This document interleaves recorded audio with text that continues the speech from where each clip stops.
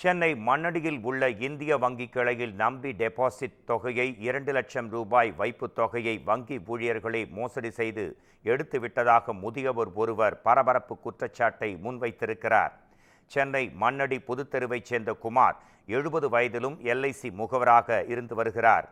இவர் அதே பகுதியில் உள்ள இந்தியன் வங்கி கிளையில் கடந்த 40 ஆண்டுகளாக சேமிப்பு கணக்கு ஒன்றை பராமரித்து வருகிறார். இந்நிலையில் கடந்த 4 ஆண்டுகளுக்கு முன்பாக 2 லட்சம் ரூபாயை வைப்புத் தொகையாக வங்கியில் செலுத்தினார். அதற்கு மாதந்தோறும் வட்டியும் வந்த நிலையில் ஒவ்வொரு மாதமும் 10 முதல் 15,000 ரூபாய் வரை வங்கி கணக்கில் பண பரிவர்த்தனையும் செய்து வந்தார். இதற்கிடையில் வைப்புத் தொகை முதிர்வு காலம் வந்ததால் கடந்த 3ஆம் தேதி வங்கி கிளைக்கு சென்று பணத்தை எடுக்க வேண்டும் என்று கூறினார்.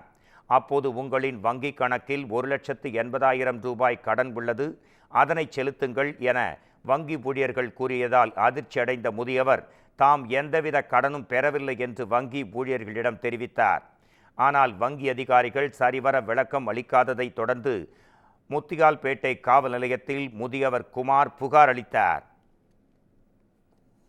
ஃபிக்ஸட் டெபாசிட் 2 லட்ச ரூபா போட்டுக்கிறேன். அந்த 2 லட்சத்தில் 1,80,000 அவங்க லோனாக எடுத்துருக்குறாங்க.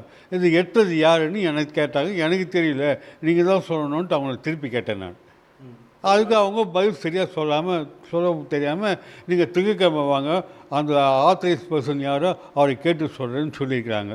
அது இல்லாமல் அந்த வங்கியில் போய் நான் இந்த எஃப்டியை காட்டும்போது உங்களுடைய எஃப்டிக்கு எந்த பிரச்சனையும் இல்லையே, பாதுகாப்பாக தான் இருக்குது, இது நீங்கள் எப்போ தேவைப்பட்டமோ இந்த பணத்தை வந்து நீங்கள் எடுத்துக்கலான்ட்டு செப்டம்பர் மாதம் 5ஆம் தேதியிலேருந்து 10ஆம் தேதி வாக்கில் நான் போய் கேட்கும்போது சொன்னாங்க.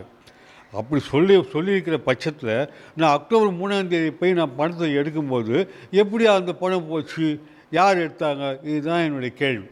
இதற்கு பதில் வங்கி சொல்ல வேண்டும். வங்கியில் 2 லட்சம் ரூபாய் வைப்புத் தொகை செலுத்தியதற்கான ரசீது தம்மிடம் இருப்பதாகவும் ஊழியர்களே முறைகேடாக தனது பணத்தை அபகரித்து விட்டதாகவும் வேதனை தெரிவிக்கும் முதியவர் குமார் தனது பணத்தை மீட்டுத்தர காவல்துறை உரிய நடவடிக்கை மேற்கொள்ள வேண்டும் என்று வலியுறுத்தினார். ஏற்கனவே திருவள்ளூர் இந்தியன் வங்கி கிளையில் டெபாசிட் செய்தவர்கள் பணத்தை பறிகொடுத்து தவிக்கும் நிலையில் சென்னையிலும் அதே பாணியில் முதியவர் ஒருவர் 2 லட்சம் ரூபாயை இழந்திருப்பதாக கூறுவது பெரும் பரபரப்பை கிளப்பியிருக்கிறது.